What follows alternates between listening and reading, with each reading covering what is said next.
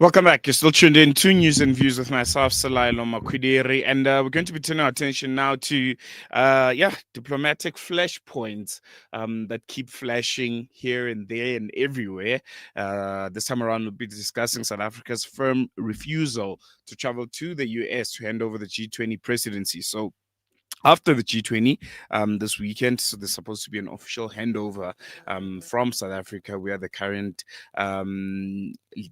Cyril Ramaphosa, current president of the G20. And it looks like after months and months of escalating tension, and I think it was the G20 Sherpa ambassador, Xolisa Mabongo, who bluntly stated that South Africa or the government will not be going to the US, and the United States of America will just simply assume their presidency. There will be no official handover of any kind. So, yeah. As I mentioned, the standoff comes, amid these falling U.S. and SA relations, with Donald Trump continuing to condemn South Africa's domestic policies, and even skipping this year's summit, and serious questions about trade, about influence, and geopolitical realignment, I think, come to the table and to help us unpack all of them, the implications of this, a response to it, how us as South Africans should be viewing it. It's none other than Professor Patrick Bond, very, very good friend of the station, and someone that we always run to when these kind of developments always surface. Prof, good morning. Always a pleasure having you on News and Views. Really appreciate you giving us the time again. Salam alaikum. It's great to be back with you. Thanks, Salam. No, most definitely. And I think let's jump right into it. How should we be assessing this? South Africa seemingly, not towing the line when it comes to the United States of America. You didn't come to our G20 summit. Guess what? We will not be going to the United States of America for an official handover of the presidency. What do we make of this turn of events? It actually could even be more catastrophic for South Africa next year, a year from now, December. Donald Trump wants to host the G20 in Miami at his own private golf club. Our president loves to play golf. We know that Donald Trump is a notorious cheater. He was even caught a few months ago cheating in his own course in Scotland. So I think, what we learned from the last United Nations General Assembly meetings in which heads of state were meant to come, if Donald Trump doesn't like you, like he didn't want to have the Palestinian leader, Mahmoud Abbas, he just doesn't give you a visa. He just prevents you from coming. So it could even be worse in the sense that South Africa, if there's still some surreal discussion about Afrikaner genocide and the tensions remain high, I can imagine there being a G19 where Donald Trump just doesn't let South Africa come. The alternative, of course, would be for South Africa to act first this weekend, to have a vote. Vote Donald Trump off the island, make sure that aside from 4 allies he seems to have, right now it's Argentina, which isn't sending a president, just the foreign minister, and Saudi Arabia, Mohammed bin Salman, and then Turkey, which is Erdogan. Those actually are the only 3 that are consistently voting with Trump to sabotage the G20 in its particular working groups. The specific one the New York Times covered a couple of days ago was energy. And of course, climate is off the agenda, and public health and all sorts of major questions South Africa's raised won't even be on the 2026 G20 agenda. So I suggest, a G19 where the US, at least for the next 3 years, is not allowed to come. Let's bring it back to the current G20. I think you mentioned all of the other countries that will not be coming to South Africa or participating in any kind of shape or form, not sending a delegation of any kind. Does this almost take away from this year's G20, the United States not being there, the world's biggest economy, other countries not being here? Does it take away from traditionally what the G20 is supposed to be, and in the influence of a host country traditionally has on the summit and some of the resolutions that are agreed upon?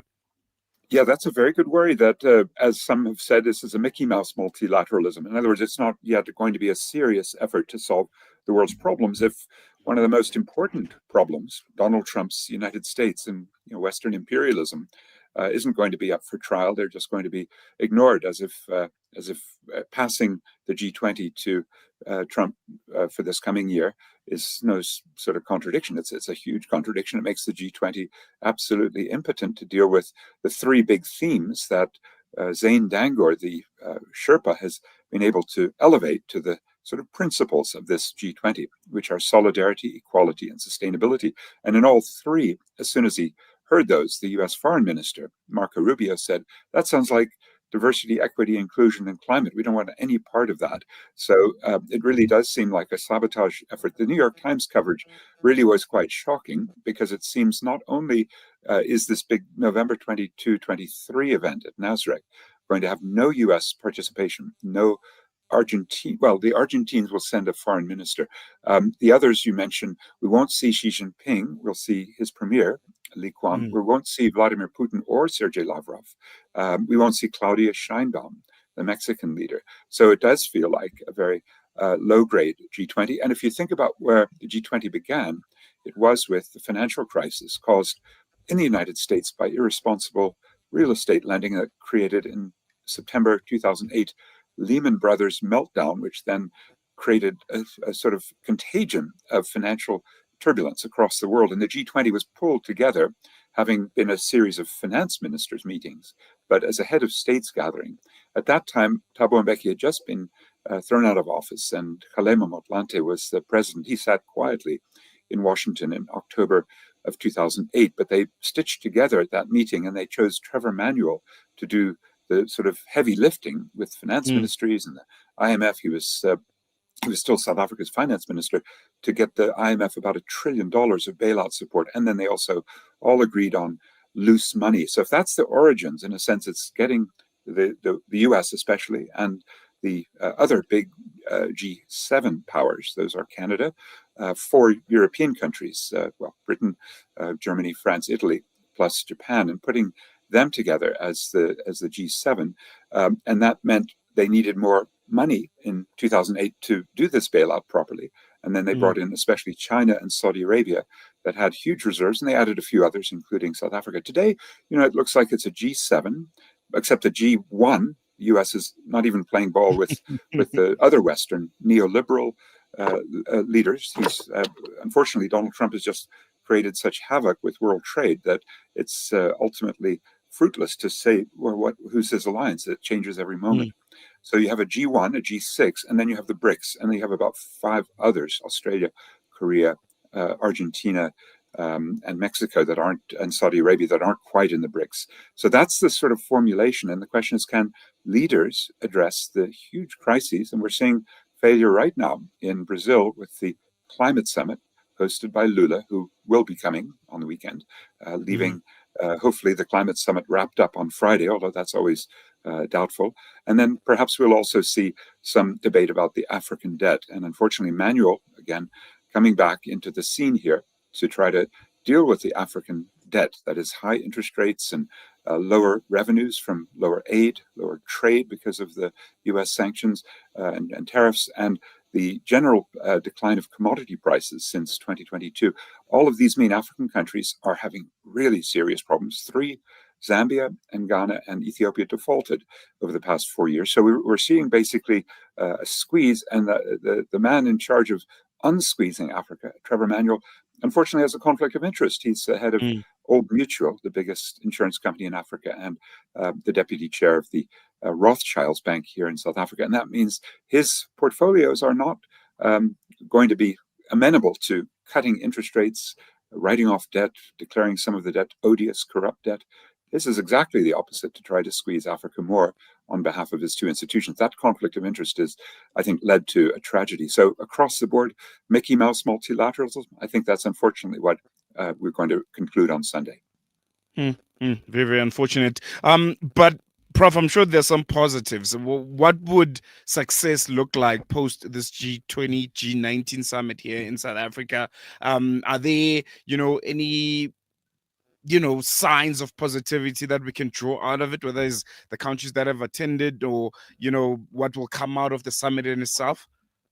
Well, yeah, the one bright spot is that left-wing rhetoric that suggests an awareness of the need for human solidarity. Let's put solidarity with Palestine or with Ukrainians under fire at the top of that list, at least rhetorically, and then equality. And there was a commission by Joe Stiglitz, which does add to our knowledge and our understanding, and to some extent to some action plans for inequality, although I don't think the leaders will follow up. And thirdly, sustainability, the climate, the biodiversity crises, the ocean acidification, some of the major problems of the environment. Now, the G20 and its corporations are the cause of all of these problems. You could look at Israel being supported by the axis of genocide, right? The West, from Washington to Ottawa to London to the Brussels EU, obviously to Berlin and to France, to Paris. That axis of genocide is joined by BRICS countries which trade, including the number one seller of coal that fuels 20% of the Israeli grid, which is South Africa. The terrible irony of South Africa and the president's brother-in-law, Patrice Motsepe, and his old partners in Glencore doing that sort of trade. Now, that to me suggests that we could see, let's say, sort of hiding behind the left-wing rhetoric while continuing with the drift to the right. But the people inside who say, no, at least we've got these progressive positions, solidaristic, sustainability, equality. But we know Donald Trump will be basically a write-off for 2026. He won't do any of those. So we'll look for 2027. But the problem is then you've got Keir Starmer hosting, and it could even be worse because Britain's an unstable country. It's gone through quite a few prime ministers. And the man, unfortunately, tipped to become the next prime minister is the Donald Trump of Britain. His name's Nigel Farage, and his party is Reform, and they're leading very, very substantially. The same for Germany, a very far-right push from the Alternative for Germany. In France, another major G7 and G20 power, Macron is under more pressure now from the far right, Marine Le Pen's party, than it has been from the left, which actually got the lion's share of votes in the prior election. So we're looking at the far right rising in the West. And that means I don't think we can expect any optimistic routing that allows South Africa to articulate progressive positions. It'll just be more talk left, but walk right. And the implications of the snub, lastly, going into the United States of America's G20, could we possibly see South Africa not being invited, not being a part of it? Will there be consequences for it? Well, that's exactly what Donald Trump has said, isn't it? And I'd add one other thing that makes this even more complicated, that the U.S. could be doing many more destructive things. They've pulled out of the climate accord. They've killed U.S. aid, which was the AIDS medicines, the emergency food aid to Sudan and other places, humanitarian support, the climate financing, including to South Africa, over $1 billion of loans. All of that's gone. Plus the World Health Organization pullout, and then the trade and financial chaos, and then Donald Trump's terrorism, and what I'd even expect to be Trump's signature move when he, for example, didn't like what the BRICS were up to in July in Brazil. He made a big announcement. He was going to put new tariffs on the BRICS countries for alleged de-dollarization, which they weren't doing. So I would even expect him to invade Venezuela in the next few days. That's where the U.S. Navy is circling around. They've been killing over 80 people in 20 different bomb attacks on little boats near the Venezuelan coastline. So we can expect Donald Trump to do many more dramatic things. His threats were to invade the Panama Canal, invade Canada, invade Greenland. He's really been a total maniac. And the only thing I think we have to do is find some unity right now, this weekend, by all of the other countries. And aside from Mohammed bin Salman, Javier Milei in Argentina, Erdogan in Turkey, I think you'd find most of the G20 countries saying, yeah, Trump is a problem. We need sanctions on the US for its climate violations. We need to really isolate the US and not give Trump any sense that he has any more support. And maybe that would also help deal with the way in which he's abusing Gazans. And as he put it, he wants the Riviera of the Middle East set up, and that means no Palestinians in Gaza. So those are things that I hope our leaders will arise to the occasion to do in Nasrec on Saturday and Sunday. But all indications are they are so readily divided and conquered. And tragically, Cyril Ramaphosa, I think, still wants that game of golf with Donald Trump, knowing that he's a cheater. That's the state of affairs. It's dismal. Most definitely. Just lastly, before I let you go, Professor Patrick, how much of this moment, especially for countries in the South, should be seen as a moment of realignment, especially for countries like South Africa, countries within the BRICS bloc, or how much of it should be seen as a storm to weather out? The Trump presidency will ultimately come to an end, and I don't know, maybe a new global order will emerge from that, or is it a moment to of realignment and trying to find multilateralism, which is traditionally, in the true essence of the word, what multilateralism is supposed to be? Yes, in fact, the term that people use for what BRICS alleges it can do is multipolarism, to Mm, avoid the unipolar, the sort of single Western power with its big corporate agenda, its neoliberalism. That would certainly be ideal, to have a weakening of US power in a controlled way that allows voices of the South and not just the elites to reign. But the real prospect, I think we've been seeing it play out even for the last 15 years as BRICS has emerged, is not an anti-imperialism, but instead a sub-imperialism. It's not a new world order that presents a change, an alternative, but it's in fact an amplification. You just see that when you read the BRICS statements, where they say we want the WTO to be stronger, we'll give more money to the IMF. They're really not doing anything different, and the divide and conquer that Trump has accomplished so far, even on something as obvious as tariffs, where he's violating the WTO, but he's still cutting deals with each one of the countries, and South Africa may be next. It just so mm. shows that, unfortunately, unipolar power and multipolar fantasies are going nowhere. We really need a non-polar world, don't we? Or maybe an anti-polar politics. We see that mostly from social movements and activists. You'll see quite a few of them on Constitution Hill starting on Thursday. You'll see a protest from United Front in Soweto on Sunday. And maybe those messages will get through, which is not to go into the inter-imperial and sub-imperial locations where unfortunately they're headed, but instead to find some genuine anti-imperialism. Let's Well, hope there you for the go. best. Professor Patrick Bond, always a pleasure. Really appreciate it. Thank you. That was Professor Patrick Bond with a very, very, I think, insightful and power analysis to sum up, well, South Africa's decision not to participate in a formal handover with the US when they're hosting the 2026 G20 summit. And I think it's clear for everyone to see it's a stalemate. It's a diplomacy kind of standoff that's currently happening between South Africa and the United States of America. But then again, I think this response from South Africa not handing over presidency to the United States for 2026 G20 is a statement. It's a statement that when you try and make sense out of it, you try to interpret it, and you look at the implications that it will have economically, geopolitically, and also just domestically. You just wonder what the implications will be as South Africa will be hosting the G20 summit this year. All eyes will be on how it uses, or we use this platform to reshape global economic governance. Is it a moment to realign global multilateralism, or is it a moment to weather out the storm and the Trump administration? And you can also comment. You can tell us what you think on our various social media pages. If you are watching, closely USA and US relations, what do you think South Africa gains by making the stand, by saying, we are not going to go to the United States of America to officially hand over the G20 presidency?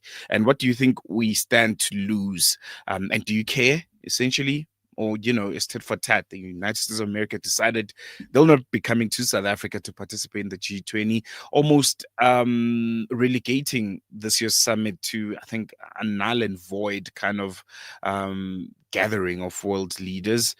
And do you see us potentially being part of the 2026 G20 summit, considering that the United States of America will be assuming presidency and they'll be the ones that are hosting it? I think there are more questions than answers, but stay with us as we bring you more analysis and discussions coming up after the short break, and also leading up to the G20 summit that we'll be a part of. We'll be coming to you live from the Nasdaq Expo Center, and you'll be getting word directly from the word's mouth. All the leaders, all of the analysis, we'll be giving it to you live and online right here on Salam Media. We'll be back with you after this.